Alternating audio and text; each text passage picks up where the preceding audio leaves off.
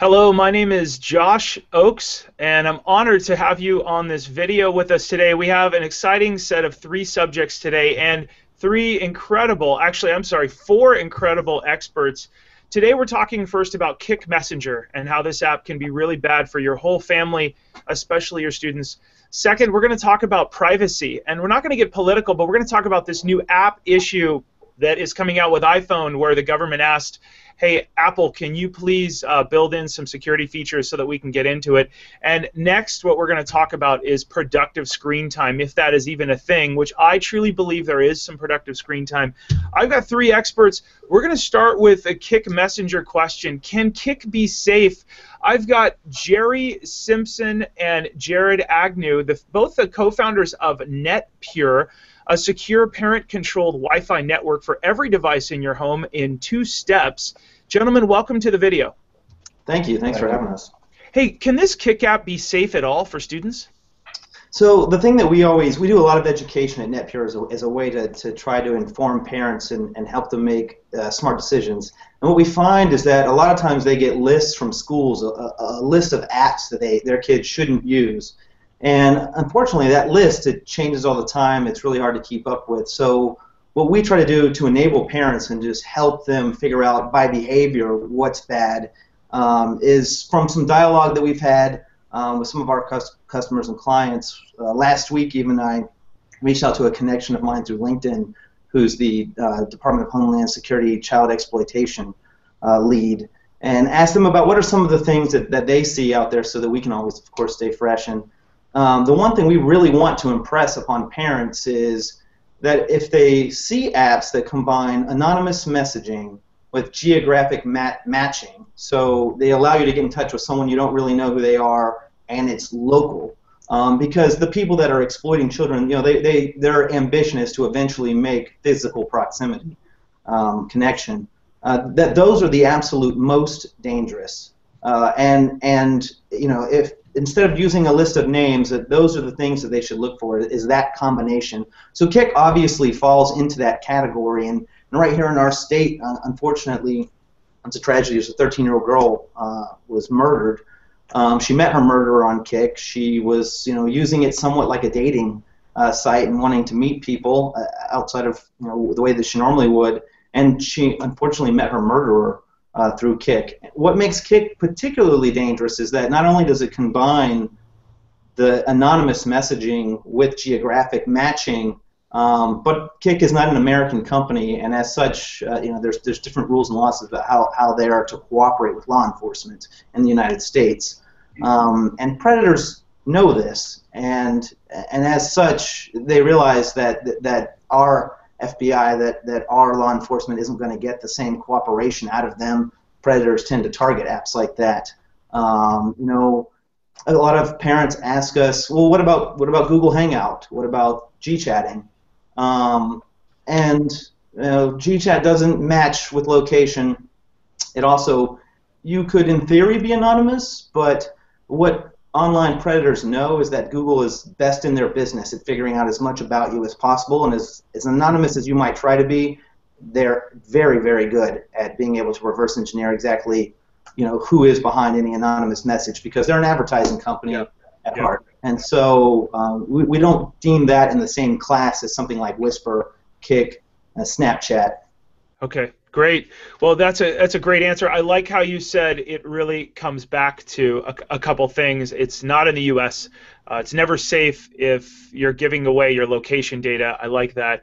Next, we have Jacob DiMartino, CEO and founder of Radar, recently soon to release an app that helps parents monitor their children's social media safety activity. Hey, talk to us. Are there any other alternatives out there, Jacob, that people can use instead of Kik?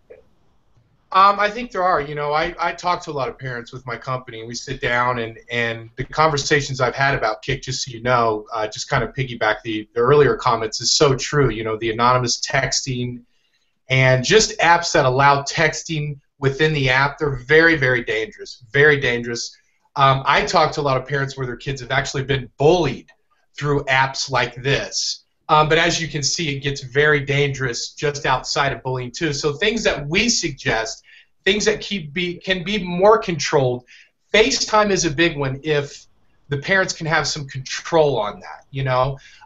Kids are going to be kids. They're gonna try and get around things. But the main thing that we do is we like to incorporate with parents setting the ground rules first. You've got to set great ground rules. They shouldn't be on their phone late at night, and there should be monitoring. And the good alternatives to Kik, I truly believe, are first of all setting ground rules with your kids on exactly how they should be interacting, who they should be interacting with.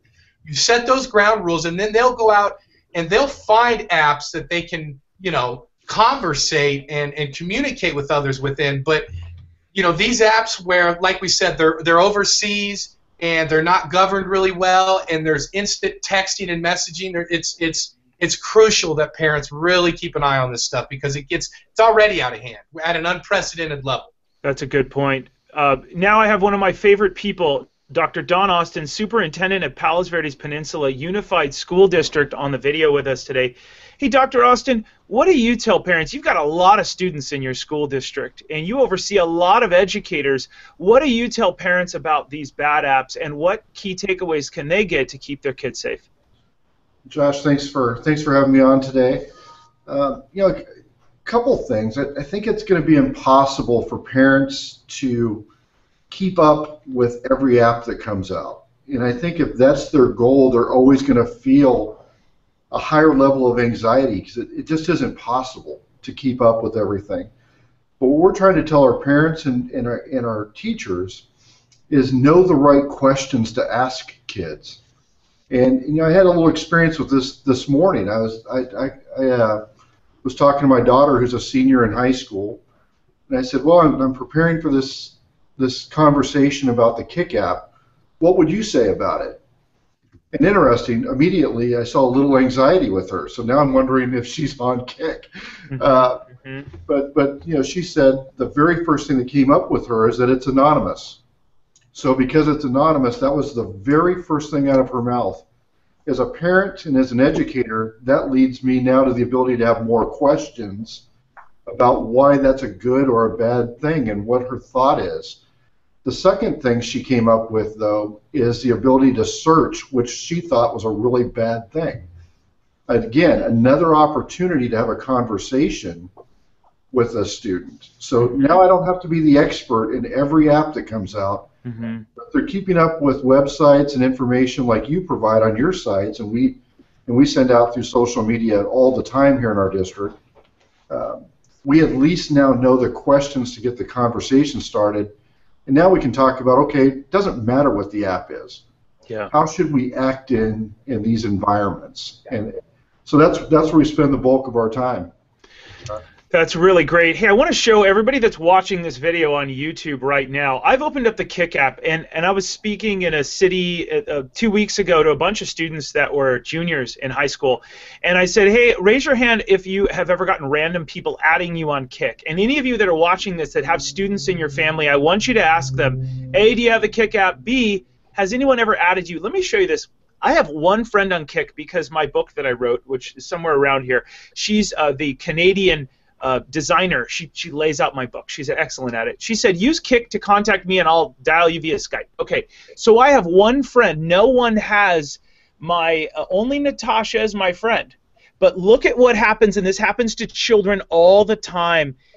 All these other people are saying, hey, are you up? Are you there now? Are you home yet? And I have never reached out. No one knows my username. All of these are robots. They're phishing me.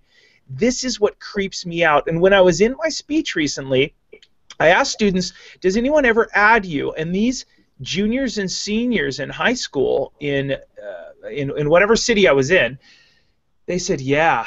And they all were shocked that an adult knew that this happens because not that many adults are on this. But if you can see, I am scrolling through, and there could be 100 here. Now, it's probably 80. But 80 robots have phished me, or people, or whoever, without even knowing. They guessed my username. Are you here right now? Are you online? And now, all I have to say is I was confused. If Josh is confused, a social media safety guy, whether these people know him or not, and they definitely don't, do you think your children would be confused? And I think the answer would be yes. All right, let's move into number 2, and I want to keep this really brief. And once again, not to get political about this safety thing, but this message that Apple sent out to the customers, I think is a huge deal. What tips, just really quick from the three of you, we're going to start with Jerry and Jared. Jared, I want to hear from you. What tips would you have for parents to say, hey, everything could end up public someday and be hacked? What tips do you have for parents? Yeah, absolutely. I think parents need to educate their children as best they can, and most of the school districts that we deal with are making an effort to educate parents so that they can do that. The big thing is to let your child know that there is nothing private on the internet. Nothing that's going to escape archival in some shape or form. Yeah. But I think specifically from Apple, Apple, however you feel on this issue, Apple has one of the strongest parental control as part of their ecosystem that's available. And it's granular enough so that you can shut off the ability for a child to shut off their own history. So they make it possible for parents to make sure that they're in control of their children's device. Yeah. We're not specifically promoting Apple, but in this issue, it's a major concern. I can just add to that too. We've brought up a lot of this over the last 5 years has brought up concerns at our company, in that we want to make sure that we hold as little data as possible, so we won't be in that compromising position. And Apple has really done the best that they can to do that, because they do have to give over the information they have when subpoenaed, and so they've tried to reduce what they have. And that's why this has come up in the first place, is because they gave over all their messages. They're all encrypted end to end.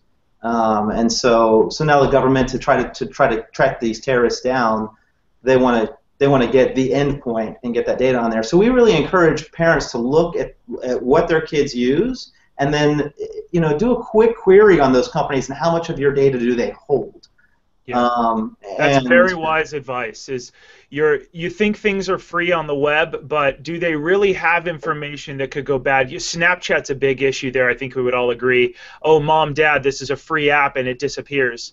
But they have a lot of your information. Usually in someone's privacy statement too, they'll say whether the information is personally identifying or whether they just hold general demographics. And so if it's a general, they're studying behavior for advertising purposes, but it's not tied to you or your kids, that's not so bad. But it's when it's specifically tied to you because they're trying to advertise back to you, then they're collecting a lot of behavioral data about you.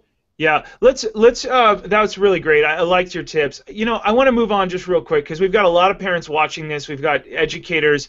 I want to go tactical. I want to move over to Jacob and say, Jacob, do you have any productive screen time tips for parents and educators? Students, screen time is inevitable these days. Gone are the days when people say, my 13-year-old has no screen time, no TV, no iPad, no iPhone. I'm seeing younger and younger. What are some productive ways students can use screen time safely and maybe learn? Yeah. No, that's huge. I mean, I think the first thing is setting times when they're on screen time, and also, what are you doing on screen time? These kids are on their phones all the time, and they're supposed to be at school, right? So incorporating education, incorporating apps, there's thousands of them out there where the kids can be learning and evolving, and screen timing with others in not just a productive way, but in a building process. At the end of the day, kids don't understand. Future employers can see what they're putting out. Future employers can go to their social media. They do. It's been proven. They go to their social media and they see what they're posting. So as parents, as administrators, as people in the community, we've got to sit down and educate that first on what you're putting out. And most importantly, when you're on there, the screen time you're getting, should be productive, should be in a way where you're actually learning, and you're not just talking to random people. As you displayed, random people nowadays can just message our kids. It's a very scary world. So I think we've got to be on the proactive as parents and administrators and people in business to first of all make sure the parents understand that these kids, what they're putting out, it's a digital resume. It's a new world we live in. We've got to address that first. I couldn't agree with you more. That was one of the most awesome things I've heard today is businesses really do look at social media. Are you proud of what's going out? A great dialogue for those of you parents watching to start your discussion with where do you want to work, son or daughter? Where do you want to go to school? What do you want them to find when you search? And are you proud of everything online? Dr. Austin, I want to leave this over to you now. What are some productive screen time tips that you give to either your educators to then give to parents? Yeah, we have a couple. And one is screen time for students looks different than it does when you're 45. So if you look at a student's screen time, and let's say they're in front of a computer screen, a traditional computer screen, do they have to have 7 windows open? And they have a Facebook, and they've got Twitter, and they're trying to do things, and they think that they can multitask, but the research really shows even people who think they can multitask don't do it as well as they think they're doing it. So we try to talk about focus time. Phones, phones, I'm as guilty as anyone. It's not uncommon to be at dinner and all 5 of us are on our phone. I'm like, what are we doing? So I think setting limits as far as, not hour limits, because everyone's just going to break it. It's going to be like going on a diet. It's going to last for just a little bit of time, but blackout times are really important. Age-appropriate limits. So the younger you are, it's probably even more important to be less dependent. As long as you can, the longer you string out the dependency and make it later, the better. Because at some point in time, you're probably going to lose that battle. At some point. I think what Jacob said about your digital footprint is so important, and that's some of the work that Josh does with our students, is actually showing examples of things that were posted by people. Yes. It makes it more real. Yeah. And we post and retweet and things, Josh's information all the time about colleges, admissions officers doing research. We try to pull up things to even show our kids what is out there. Google yourself and look in incognito to do those kind of tricks. And when they see it themselves, if we even tell them, these are the searches people will do on you, go do them yourself on yourself. You don't even have to tell anybody, but see it, and it's eye-opening. I think part of this is just this, it has to be real. It can't just be somebody talking about it. They have to see it. Yeah, that's terrific. All right, I've got one more nerdy tip, and I want to wrap it up. Productive screen time can happen. I do believe in it. I believe it starts with a dialogue of, student, where do you want to be in the future? How are we going to use social media to create that digital resume, which, Jacob, I love that you hit on, to get you there. Now, I've got something nerdy. I've been trying this for a month, and it has positively impacted my work time because it has helped me with my sleep. You guys are going to think I'm crazy, but for $10 on Amazon.com, I bought amber glasses. Remember back in the day, they used to be called blue blockers? And I wear these, as nerdy as this is, I wear these the last 30 minutes to 45, maybe an hour of my day at home. If you're going to watch TV, if I watch TV after 9 p.m., these are on. I've tested it for a month. These hide the blue light that we have no idea. There's so much blue light in your life at night. Blue light technically is closer to UV, ultraviolet, and blue, and it changes your melatonin. It reduces the amount of whatever. I'm no doctor, but I know, and I did a little bit of research. These are $10 on Amazon. You can click the links below and go grab. I have bought one for every one of my staff members, both of my sisters who are moms, and I'm getting with some for my parents soon, and we all wear them. Dr. Austin, are you wearing normal sunglasses? No, you're not allowed. I just happen to have some golf glasses. They're perfect. No, but these are a little bit different. These end up just removing, and the reason they look amber is because they're removing the blue. You can click the links below. Hey, Jerry, Jared, thank you for coming out today. Jacob as well, you're awesome. And Dr. Austin, as always, thankful for the relationship we have with your school district. You're a very forward-thinking district, and we're thankful for what you do for students and parents. Those of you that are watching, you can learn more at safesmartsocial.com, where you can become an expert on a lot of these different apps that are in what we call the green zone. They're productive, professional, a little bit more parent-friendly, and they're a good place for your students. The lesser of the three evils. We've got the gray zone, which is where Snapchat lives. If your student is anything less than wise, it could be bad for them. And we've got the red zone, which we hit on earlier. Actually, Jerry hit on. It's anonymous with geographic location. Anything in that red zone, you must have a quick dialogue with your student. You can learn more at safesmartsocial.com. I'm so thankful for all the great people that we've had here today. And keep up the good work in having a dialogue with your students so that you can keep them safe and they know what's right or wrong about their future, and they can use social media in a good way. As always, keep it light, bright, and polite. Have a great day, everybody.